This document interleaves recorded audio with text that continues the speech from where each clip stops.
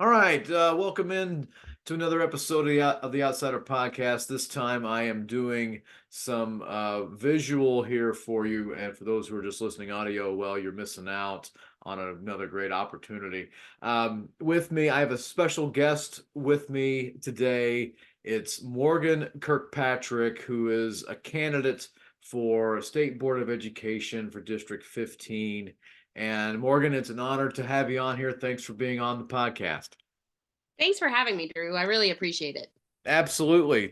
So let's kind of get into just a little bit in your background. Um, what made you want to get into politics? What got you into public service to begin with? So I knew in the fourth grade that I wanted to be a teacher. That was the game I played as a kid, and I was always the teacher, and I never questioned it. I started at South Plains right out of high school and transferred to LCU and started teaching when I graduated at age 22. I haven't ever lived anywhere other than Lubbock, and Lubbock is home. I taught for 14 years in Lubbock ISD middle schools. I was the nerd who tried to get all my friends to watch The West Wing. I really started paying attention to politics in 2011 after the first big $1 billion budget cuts to education, in my experience. And I was already a member of the Lubbock Educators Association, but became more active and took on leadership roles. I was always my building AR or representative, and I paid attention to education politics. And so I left education because I had to choose between my mental and physical health and staying in the classroom. And it was the best choice for both me and for my students, because I didn't want to be, a teacher who is burned out and not doing what is best for the kids. And so when I learned that Aaron Kinsey was running unopposed, I couldn't stand to see that on the ballot once again. And so I left teaching in 2022, joined Texas Democratic Women, and became a VDR and started registering voters. I joined the NAACP and spent the last year and a half or so doing communications for that group. And so just working in the community in Lubbock, and meeting a lot of powerful women and people who care about the community, made me want to use my voice for teachers and students. Great. So let's talk a little bit about your background here. What exactly did you teach when you were in the classroom? So I taught middle school the whole time. I started as a sixth grade reading teacher. I had half of my load were sixth grade students, and then the other half were, back when we still had the text test, seventh and eighth grade combined remediation classes.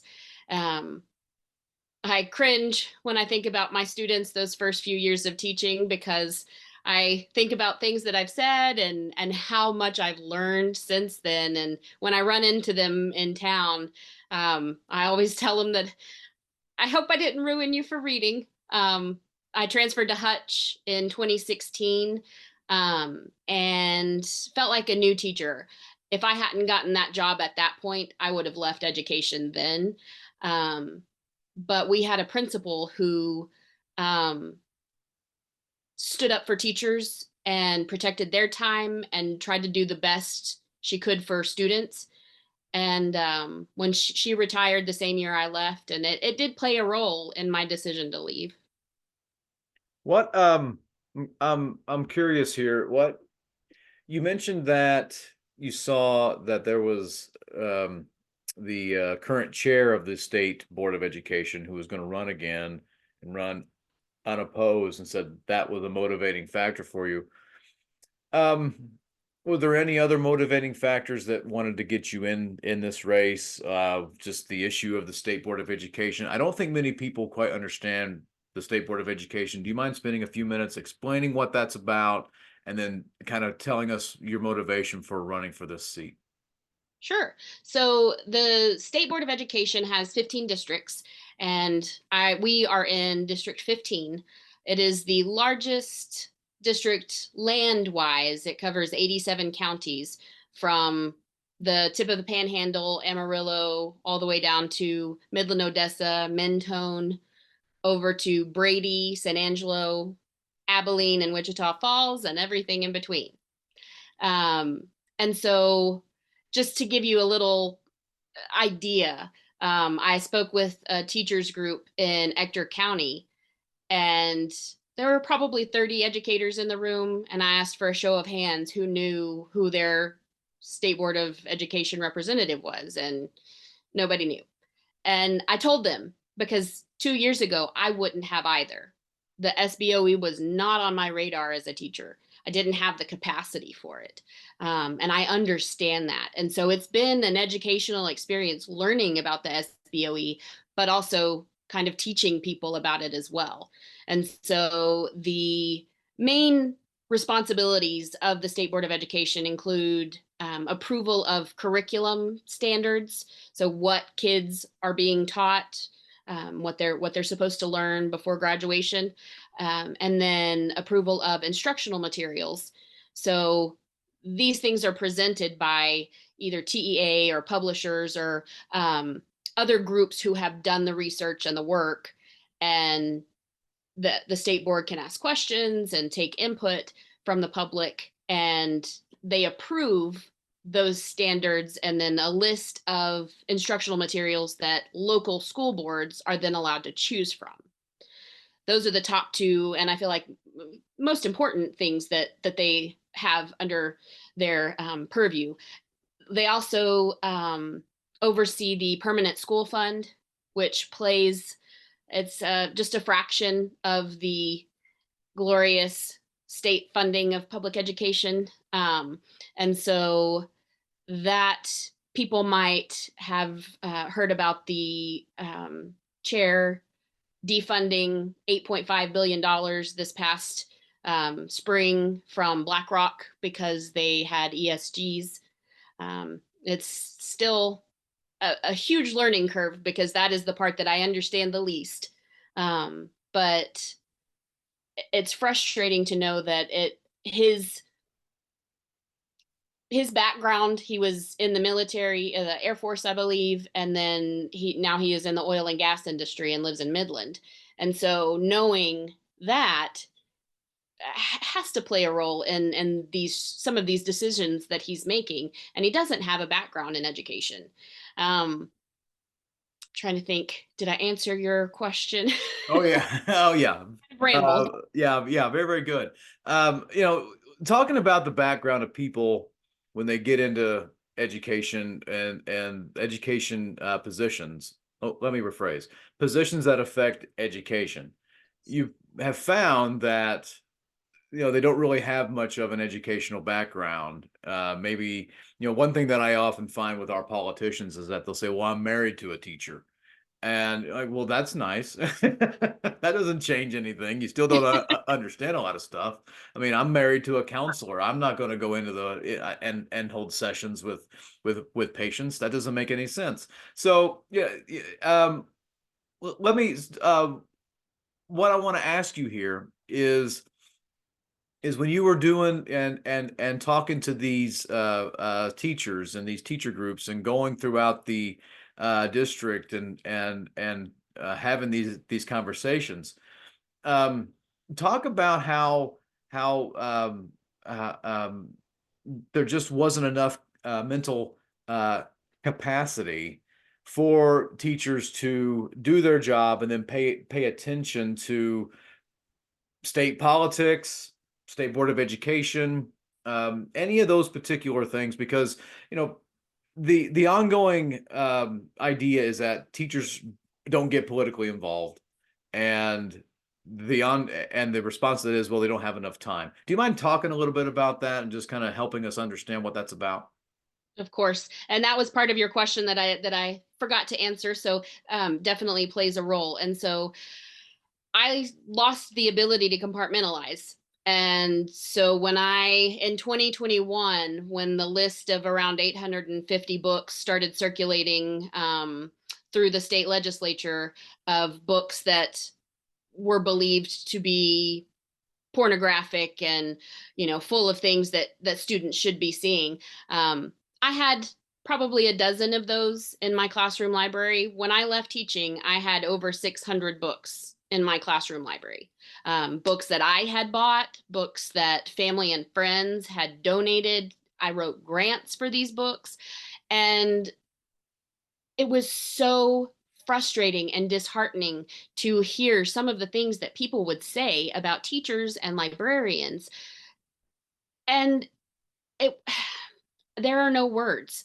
Um, I believe kids should have access to books. And so that played a huge role in my decision to leave teaching. But beyond that, I decided my first or second year of teaching that I didn't want my own kids because I had 90 every year or thereabouts. And, I've never understood how teachers balance having a family in addition to teaching, whether it's a significant other and pet children or the whole shebang.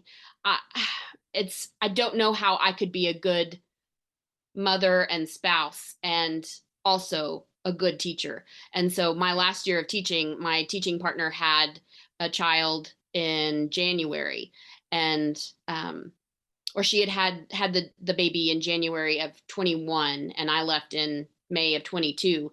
She talked to our superintendent when she came back to school after that first summer with her daughter and explained that she felt like she was having to choose between being a good mom and being a good teacher because of the overwhelming burden on her plate. And that's the biggest frustration, is that the state and then the district keeps piling on without taking anything off, and most often without compensating for that extra time. And so people don't understand that teachers, it's not an 8 to 3 or 8 to 4 job. I was at school before 7 o'clock most days.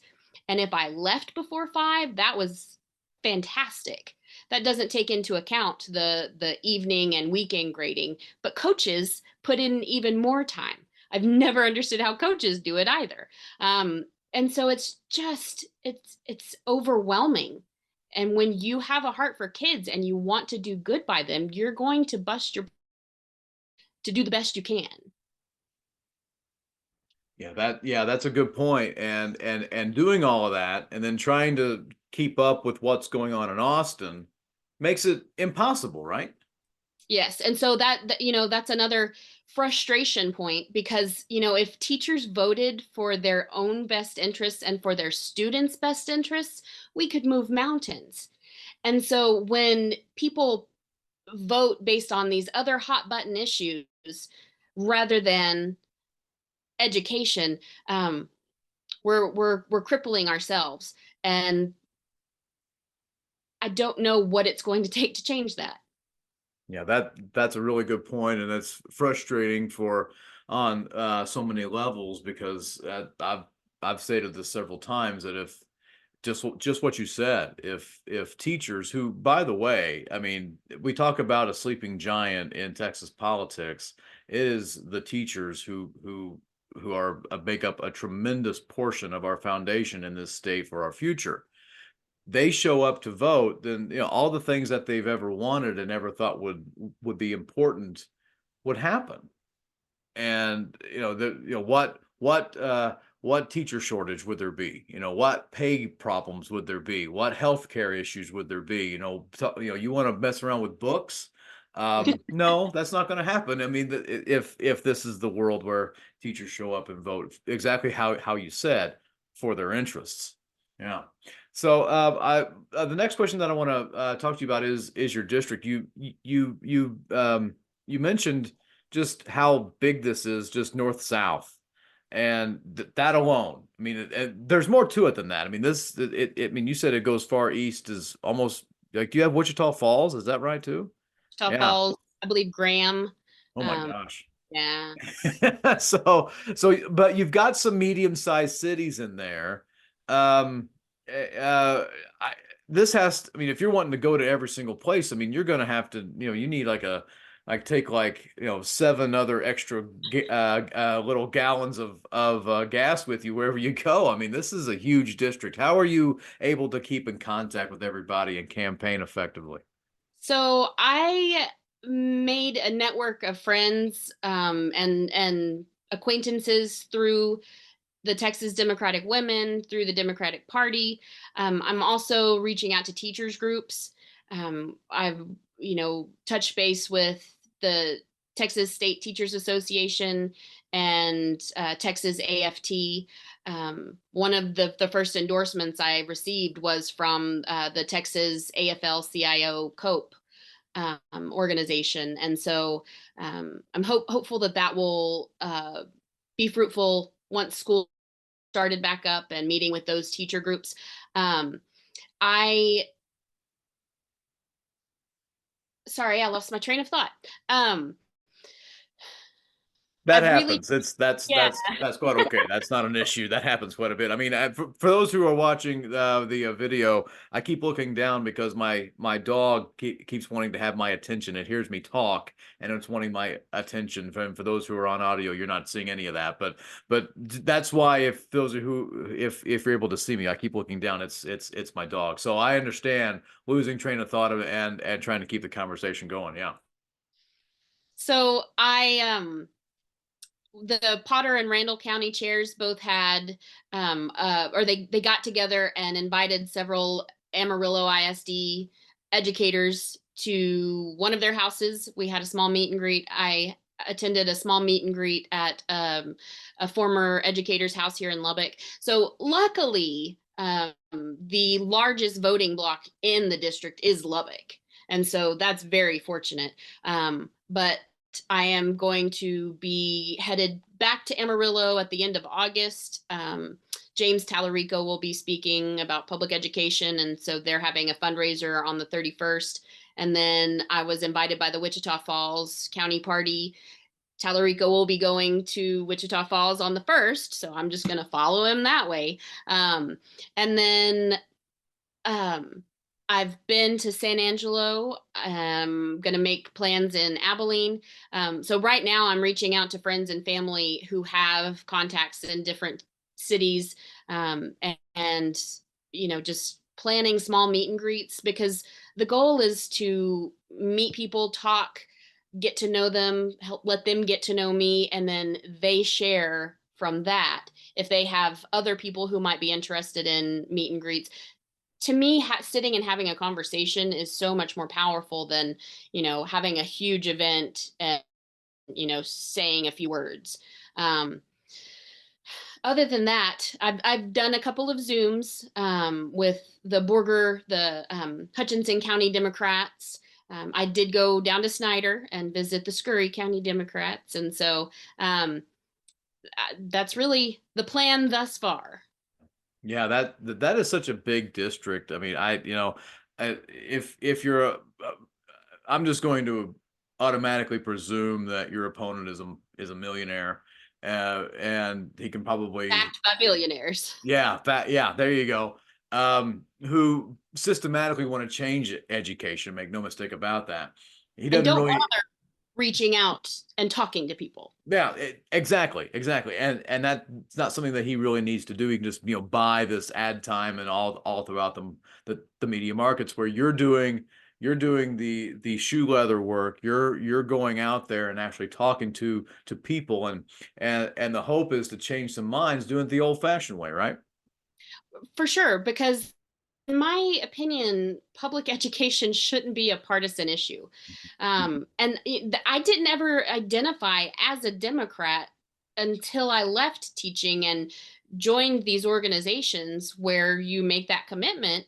Um, but it just fell in line with my values and beliefs, as a human being who cares about human rights and that sort of thing. So it's really easy to talk about public education with people who have kids in schools, who were teachers, or, everybody remembers their time in school. And most of us had a decent time, not the whole time, but, it's not what it once was. Right. And I know it will never be the same again, but that was part of the frustration with COVID, is that, we had a chance to reimagine education, and instead we doubled down on all of the things that we know aren't good for kids, like standardized testing and that sort of thing. Yeah.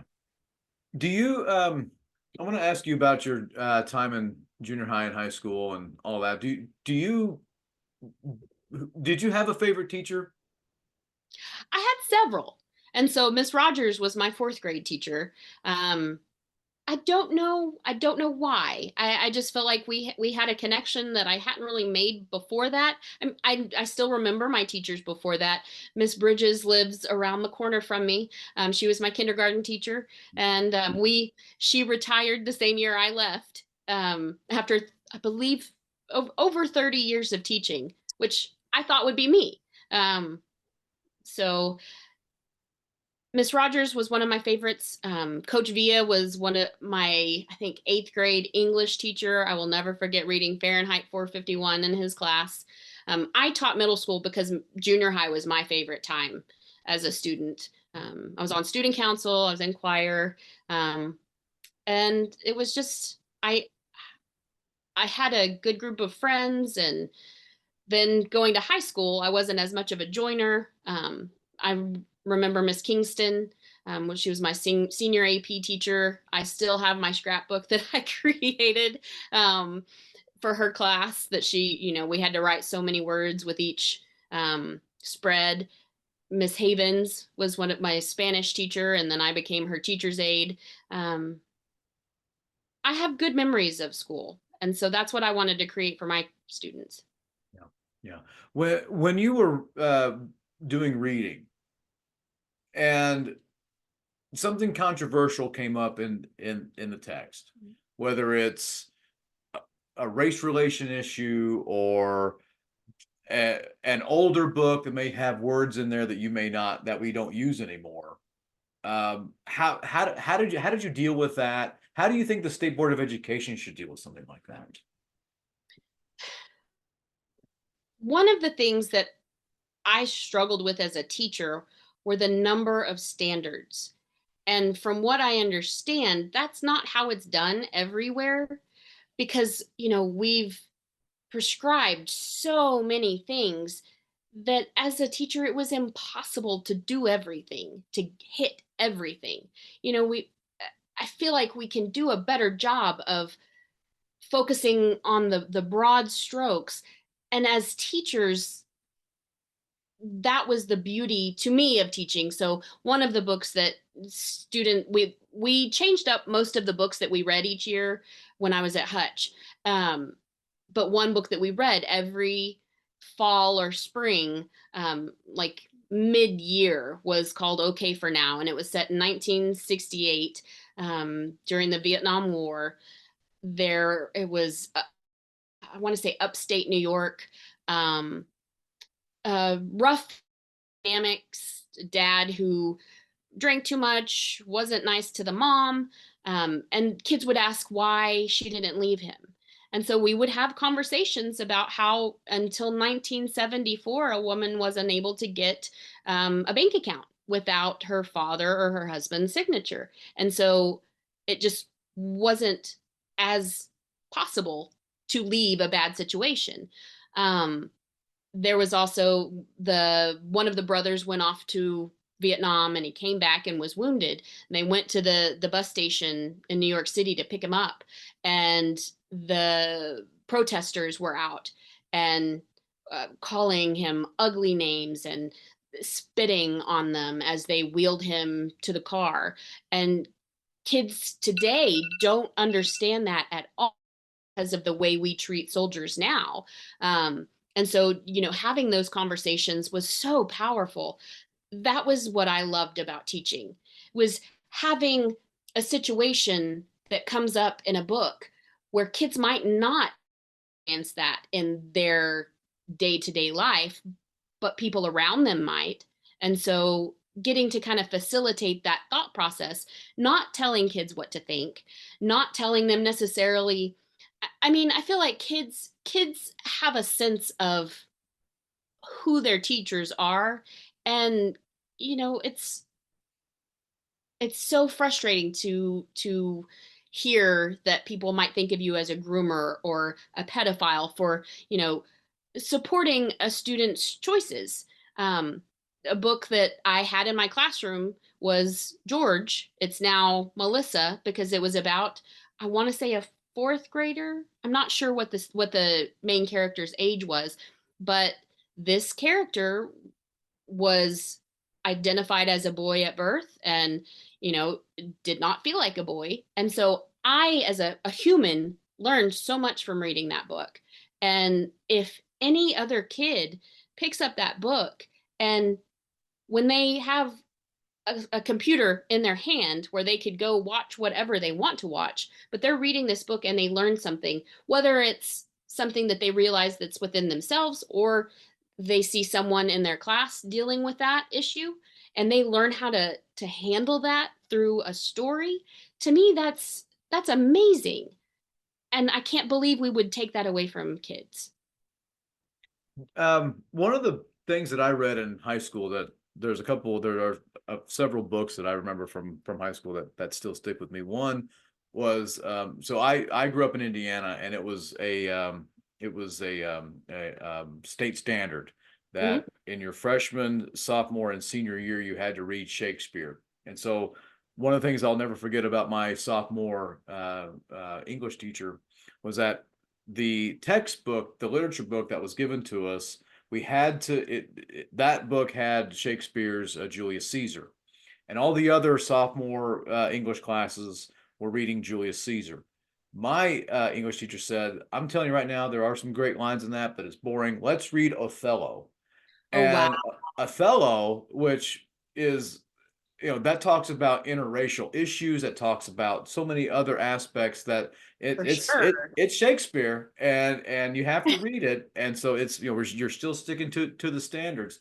And I love that book. I loved Othello. I loved reading it. It was great. And I just love the fact that teachers have to be creative in certain, sometimes you're forced to be, if you want to, get a different perspective. And I think that's fantastic.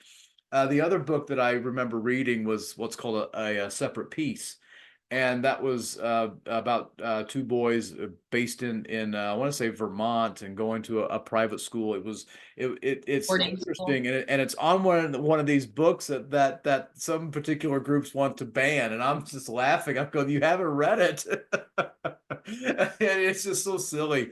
But A funny anyway. story. I will never forget how to spell separate, because my sophomore teacher went on a tangent about it because everybody misspelled it. And so That's right. I'll never forget.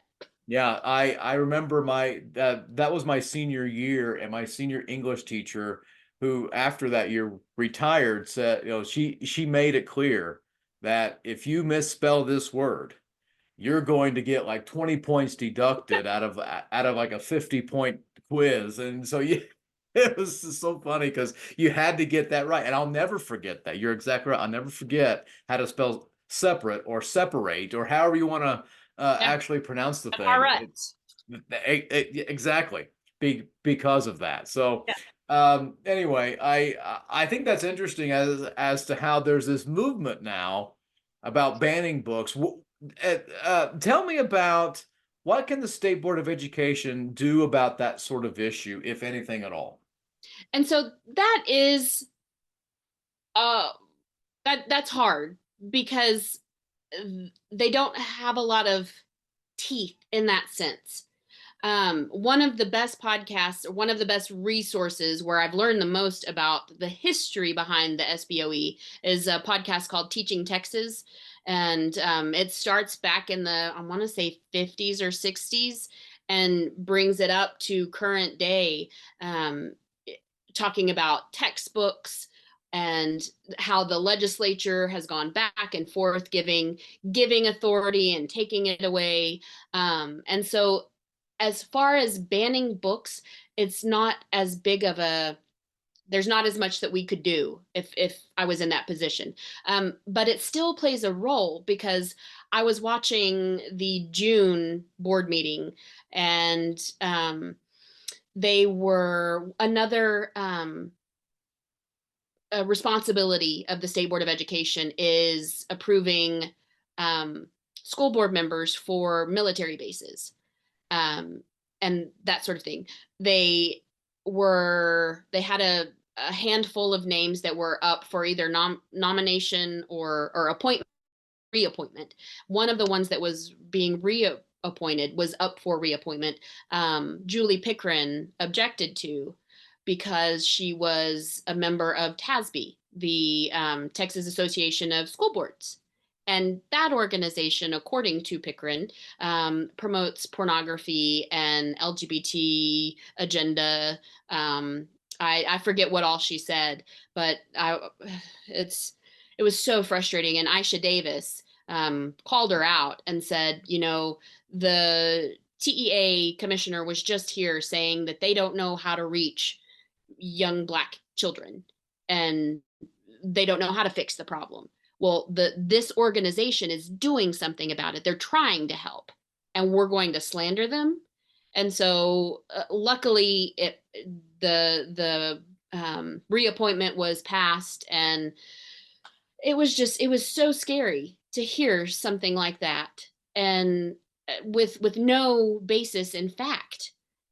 So we have a voice, and we need to be able to speak to issues in education, whether it's something that is directly under our purview or something that is just going on in current events.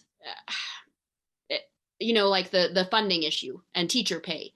That's not something that we would oversee, but I can reach out to those legislators who are making those decisions and make sure they're connected with people in my district on the ground doing the work. Because bare minimum, that's who they need to be talking to. And it's painfully obvious when they pass things back in 21, House Bill 4545, where the unfunded mandate, where if a student failed a STAR test, they had to have 30 additional hours of instructional time in addition to their regular classes. And there was no funding, yet teachers were going to be made to do these things. And so they used COVID money. And now they're being blamed for having to be creative with those funds for these unfunded mandates. So, but it's clear that they didn't talk to people doing the work who were going to have to implement these things, because in 8th grade, they take 4 tests. So if they didn't pass any of their tests, that's 120 extra hours. Ooh, Yeah. goodness gracious. That's pretty amazing. Yeah, well, thank you for shedding light on that, because that's something that is not well known out in the public. Right. I think it's, given what some lawmakers want to say is that if they just had a couple of weeks, they could teach, certain classes, which is pretty funny if you think about it. Anyway, but I want to talk to you just briefly here and talk about this as much as you want.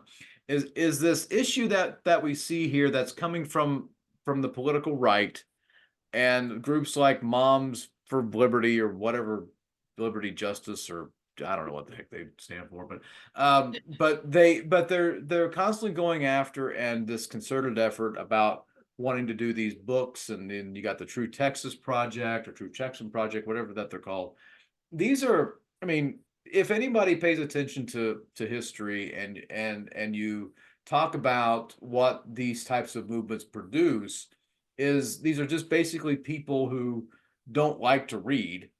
Look, that's my words, not yours. But these are people who just view reading as something like, I don't just tell me what it says.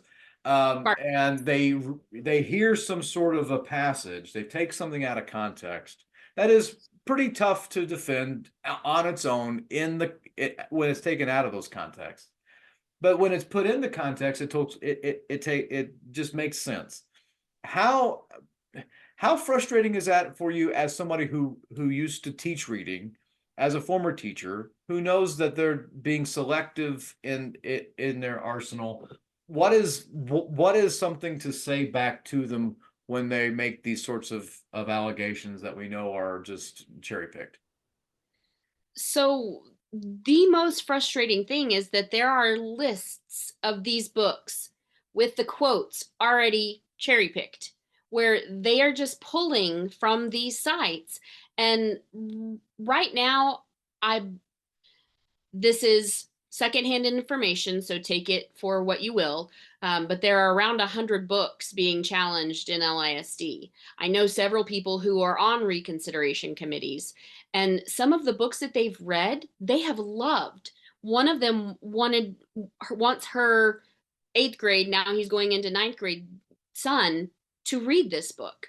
Um, and the reason it was placed on reconsideration was because it will cause more pregnancies.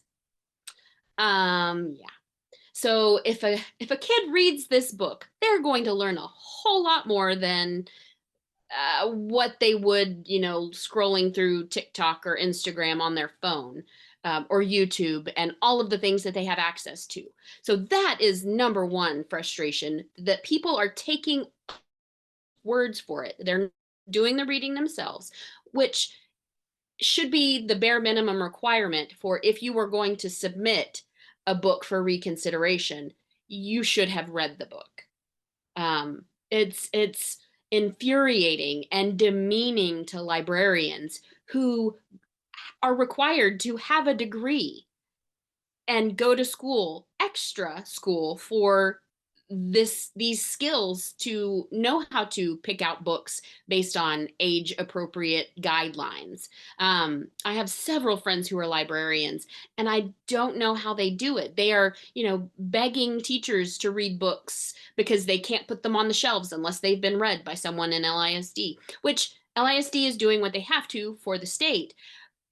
But it would be nice if school boards, stood up for their teachers and their librarians and their students and spoke truth to power a little more. We are finally seeing that here locally. Back in December, I went to the Lubbock Council of PTA's holiday luncheon or celebration, and heard Dr. Rollo and several people for the first time in my experience, talk about voting for public education and against vouchers and educating themselves.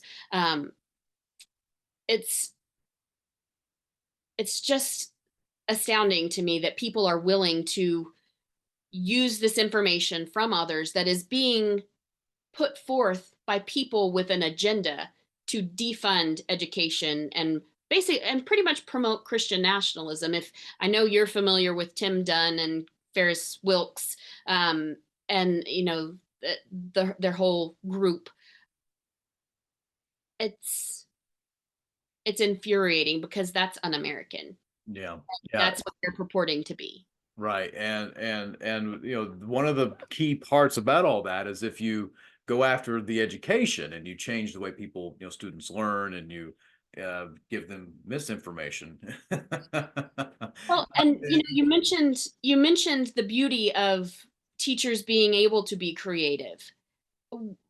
Back in 2011, when I first got, really involved in politics or interested in following education politics, they tried to implement a curriculum called C-Scope. I will never forget, my sister was reading over my shoulder. She's a nurse at an outpatient surgery center. And she was like, "What are you reading about?" And I said, "Well, this is our curriculum." She's like, "That's our acronym for colonoscopies." And so I was like, "Oh, that's fitting." Because, they said that based on these lessons, your principal should be able to walk into your room on a certain day and know where you're at because of what day it is. And this is what's happening in Houston with that takeover. Because when I heard, so the voucher scamming is another great podcast, and they have a bonus episode about the Houston ISD situation. And hearing that gave me flashbacks to 2011 and C-Scope, where we were bending over backwards trying to follow these scripted lessons, and it doesn't work with kids. You cannot connect to students and follow a script because it is not a cookie cutter business model of situation. You have to work with the kids in front of you, and they are different depending on the school, depending on the room. You can't use a script to Yeah. teach. And that's the, and I put myself in the other person's shoes on this, and I think, this is, when you look at it from their perspective, they want to know, okay, what's my kid learning? What's the student knowing? What's going on in the classroom? How can I do that?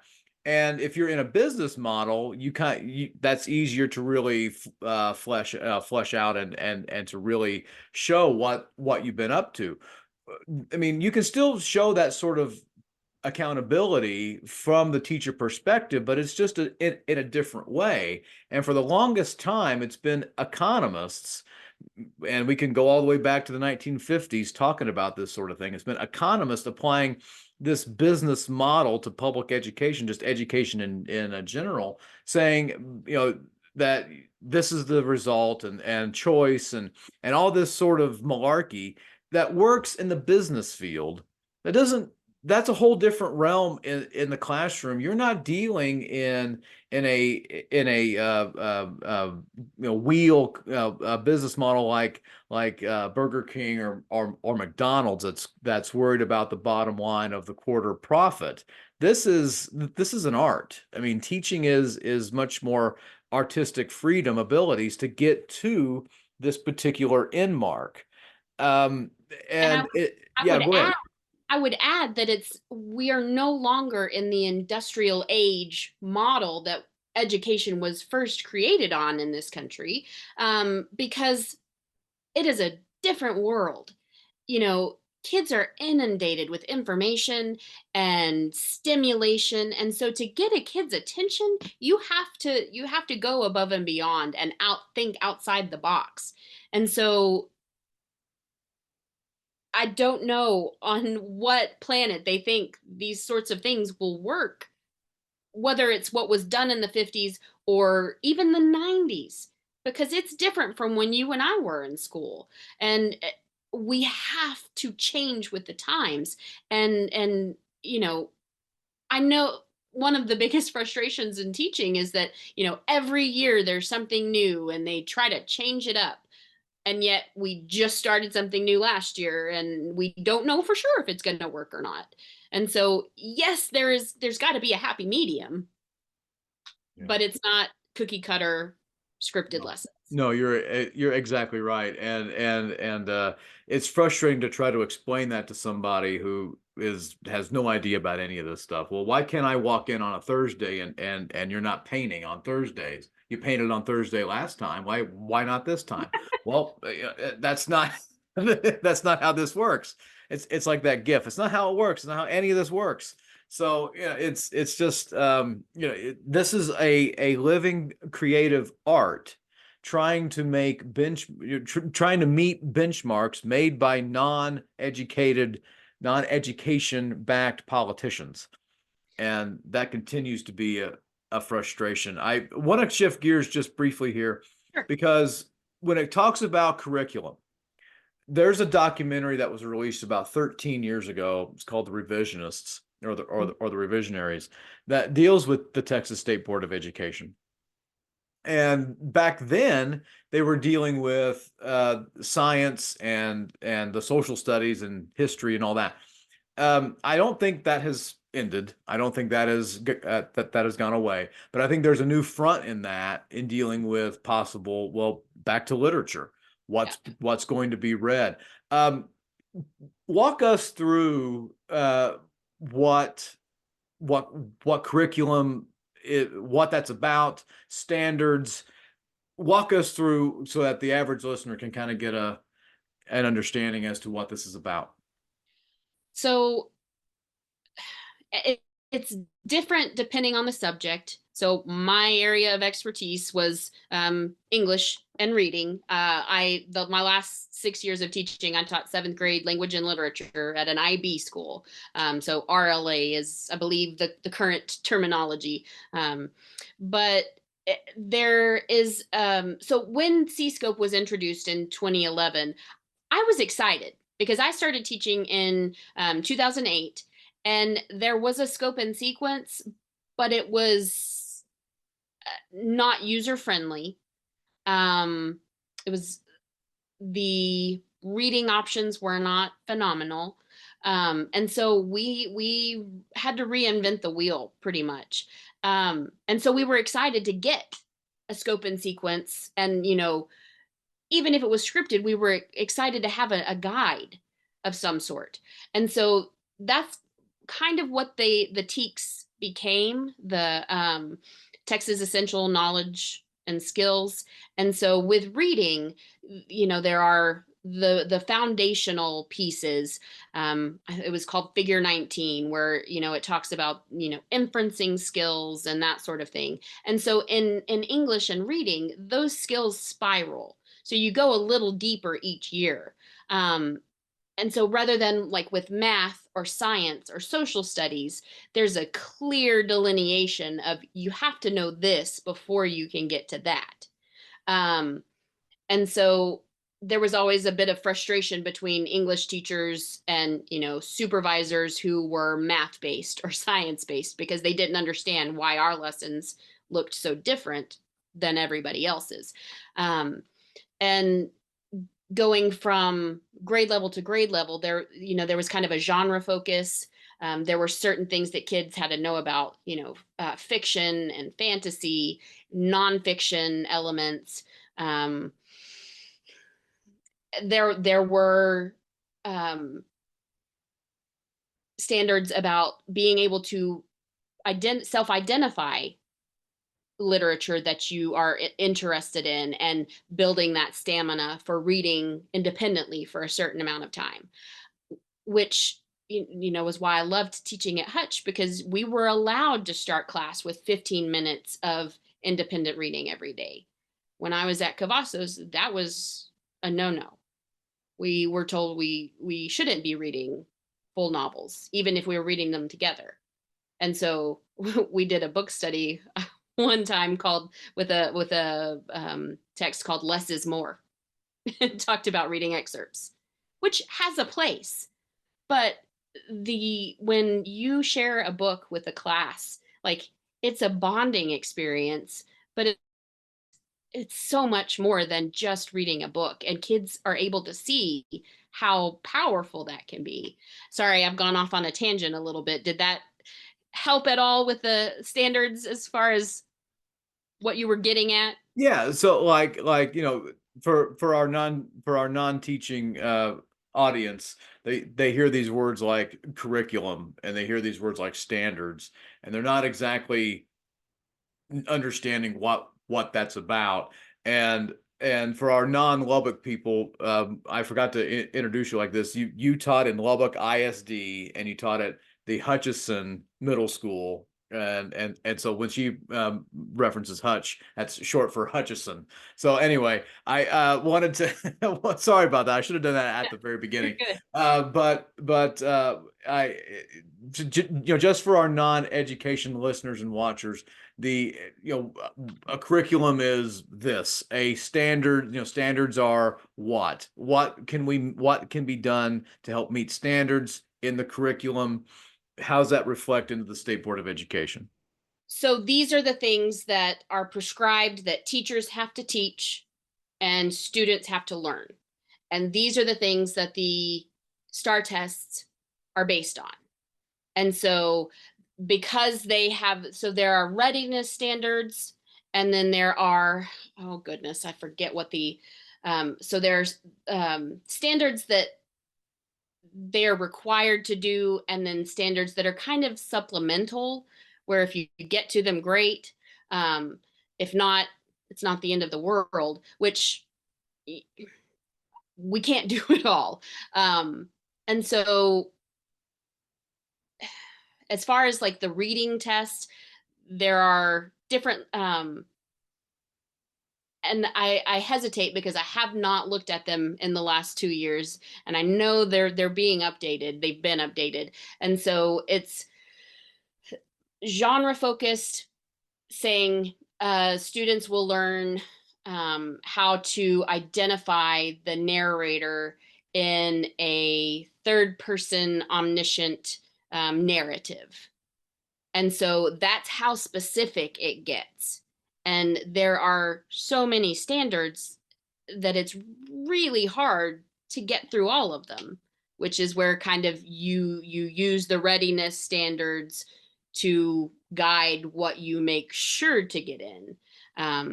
And so, with science or math, you have to learn how to complete this equation before you can get to this equation.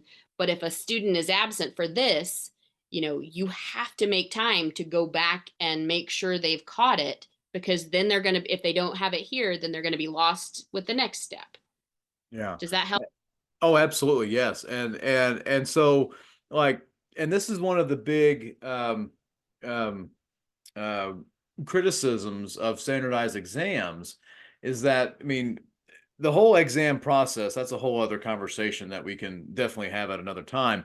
But these exams are measuring proficiency, not any really sort of growth. And so that, and how much proficiency is it measuring to begin with? That's a whole other conversation that we can have at another time. But I think, when we talk about these standards and readiness and effectiveness and whatever else that's out there, it's interesting because, you want your students to be prepared for them. And and I think teachers may take some time to help students get ready for this one exam that's going to have a big determining factor for the next year, 2 years, 3 years. And yet you're also expected to teach to the standards that the state already has implemented to begin with. So you're doing a little bit of double duty here. But I can already hear what the critics will say. Well, if you're teaching to the standards, they're not going to have a problem with the test. That's not always the case. Do you mind addressing that, just so you can put it in your own words? So I would tell my kids at the beginning of the year that the test is a snapshot of one day of your year-long educational experience. And because of the number of standards and the time restrictions that have been placed on testing days, the tests for everything, but you never know what's going to be on there. It's kind of a crapshoot. And so one of the reasons I left teaching was because I was tired of trying to convince kids at the end of the year that their worth did not rest in a number. They were not their test score. My nephew was in third grade this year. This was his first STAR testing year. And I was terrified that he was going to start hating reading because it is so focused on the test. At Hutchinson Middle School, which was an IB or International Baccalaureate middle years program school, we had more latitude than the majority of schools in our district. A lot of that was because our principal forced that and didn't allow things to be forced upon us, because we were already at Texas standards into the IB framework. And so other schools and teachers were forced to kind of follow the protocols set by the district because of the requirements from the state legislators, test scores and that sort of thing. It has taken over. And so because I was in that situation where we didn't teach to the test, we did read books together. Kids did read and choose their own books. We knew that works because they're learning how to read and analyze, think. And when you're teaching to the test, you're teaching testing skills. You're not teaching reading skills. Does that answer your question at all? Absolutely. I mean, the thing is that, one of the biggest criticisms that teachers get, at least from what I've heard, is, well, if they're teaching to the standards and the test is about the standards, then these students should have no problem taking these tests. And one of the first things I often like to say back to them is, well, you take the test. I mean, if you graduated with a degree or a diploma from this high school and you don't think the exam is going to be all that difficult, then you take that. I mean, if your diploma is indicative of the fact that you passed the standards, then why don't you take the test and you tell us what you think of it, and does that meet that? Well, Yeah, go ahead. that leads to another point. I'm working with other SBOE candidates. Raina Glasser is in District 11, which is the Fort Worth area. She was a high school math teacher. Like she was a teacher of the year finalist for the district for this past school year. She's now accepted a position at the district level. But she was talking about how in high school, there's a requirement where students have to pass so many end of course exams in order to graduate, and their degrees are being held because they can't pass these tests. And yet many of them are in these work programs where they are being certified as cosmetologists or mechanics or plumbers and electricians in some situations, going through the fire academy. If they can do that, you know, the fact that they can't pass this standardized test, which I have always said that the state legislature should be required to have a testing day, just like we do in classrooms, on the floor of the houses, because if they had the same requirements that we do with one in one out for the bathroom, and you have 4 hours and all of these other things, taking a test that is created by people who aren't teaching in the classroom is, and teachers aren't test makers. I worked with the district in different summer groups where we would write tests, and then as we were taking them the next year, the next fall, we would see the mistakes that we made. Test writing is not easy. And, a lot of times these days they're writing these questions in such a way that if a kid can argue for an answer when it's not the right answer according to the test maker, but they have a valid argument, they're too close. And that's a gotcha. So 100%. Yeah, I'm all for merit pay too for our lawmakers. Depending on how many bills you can pass instead of how many bills you can hold up, maybe you ought to get paid some more. Of course, when it comes to public education and the ongoing issues with safety and all that, our great Lieutenant Governor likes to think that there are just simply too many doors. But he's from Maryland and he doesn't quite understand. So anyway, I want that's me talking. That's me talking, not anybody else. So I want to just kind of give you a few minutes here because we're about to wrap up with our very good conversation with Morgan Kirkpatrick, who's running for State Board of Education District 15. On the Democratic ticket against the chair of the State Board of Education, Adam Midland, who has no background in education whatsoever. Talk to us very briefly about, well, I say very briefly, but for however long you want, about what is the change that you bring to this position? What can voters say? I voted for Morgan because I believe in her, or I believe in what's something that you want voters to know that you're in favor of? I want voters to know that I am in favor of empowering teachers to teach and protecting a student's right to learn. Um, you know, a lot of people don't realize that there's a student bill of rights with the American Library Association.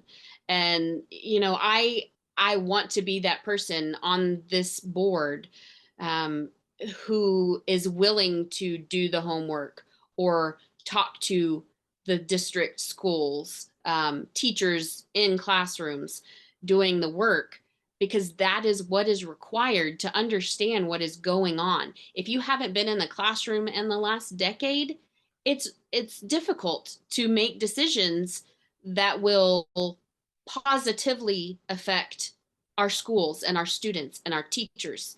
And so if you're not actively seeking out those conversations, you're doing a disservice to the students in Texas. And so I want voters to know that I want the best for our students.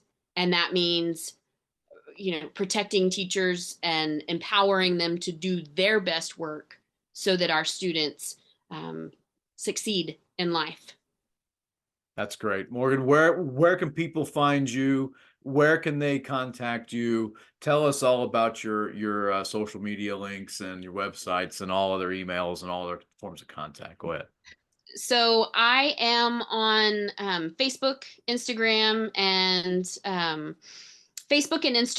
as Morgan Kirkpatrick or actually all social medias, Morgan Kirkpatrick for TXSBOE 15. And then my website, have to make sure I get it right because I wouldn't want to misstate it. But let's see. You can email me at Morgan for SBOE 15. And then my website is Morgan Kirkpatrick for SBOE15.com.